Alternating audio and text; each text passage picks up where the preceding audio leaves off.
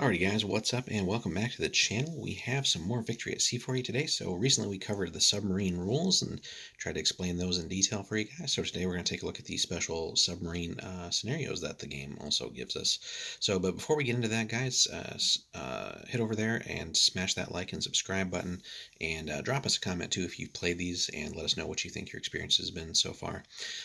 Also, if you want to support the channel a little bit more, check the link in the description there if you head over to Warlord and pick up anything from there that will help support the channel. So, all right, let's jump into it. So we get 3 scenarios, like we said. We'll cover those each in a separate video here.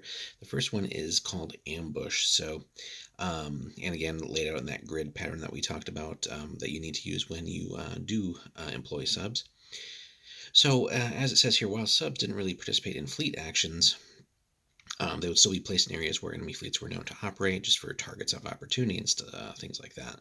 So, the fleets here, so feel free to decide on a points value for the battle, and the defending player may choose his fleet freely. The attacker may only choose submarines and will have half the points value of the defender to spend on their fleet. So you are going to probably, depending on the game size, have to have quite a few subs. They're not overly expensive, and unfortunately, as far as points are concerned, but they are kind of expensive dollar-wise to get currently. So that being said, those lucky enough with like 3D printers and things like that, you're going to be pretty well served in building up a quick quantity of subs.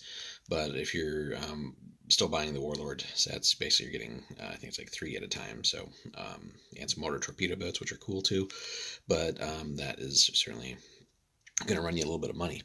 So pre-battle prep here on a D6, 5 or 6, a coastline may be placed down one of the long edges. Fleets are deployed anywhere in their respective deployment zones as shown here. So you as the sub player basically get half the board, which is pretty cool, and then the defender's kind of boxed in initially. Aircraft, as they are caught unawares, the defending player may have a total of 1 observation flight during the battle. And then the conditions here. So on a 5 or 6, it takes place at night using those rules. And again, we detailed those pretty well as far as the benefits that sub players will have during those, which again will certainly increase the tension and difficulty level for the defending player, unless they are just really loaded with advanced radars and other things like that. But even then, the submarine player still has several advantages. The scenario rules then. The submarine player has the initiative until a submarine is detected. After that, normal initiative is used. So use that to your advantage if you're the sub player. Certainly get into the best possible positions. And then really, again, plan your attacks carefully. And it's often better to just maybe overwhelm enemy ships with multiple torpedo volleys and things like that until they're essentially damage beyond coming back.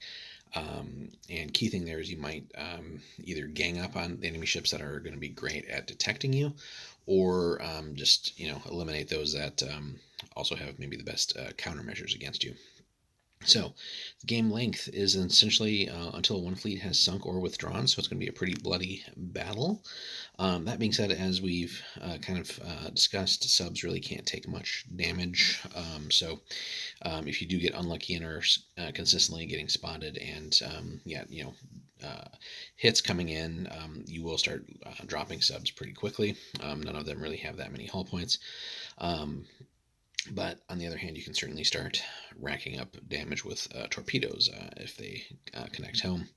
So victory and defeat then. Victory points are used in this battle. However, the defending player only gets victory points for the ships they manage to exit from the opposing short edge to their deployment zone.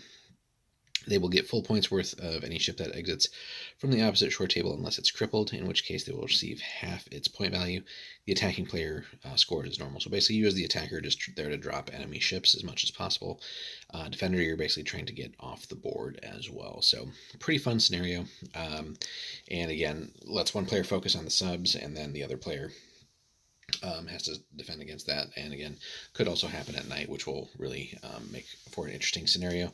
Interesting there, probably would be worth playing this as like a set of 2 games, and then basically if the other player who was the defender in game 1 has their own fleet of subs, then it's worth letting them try to play as submarines in their nation, and then you defend against that, just so both players get the experience there. But could be really fun.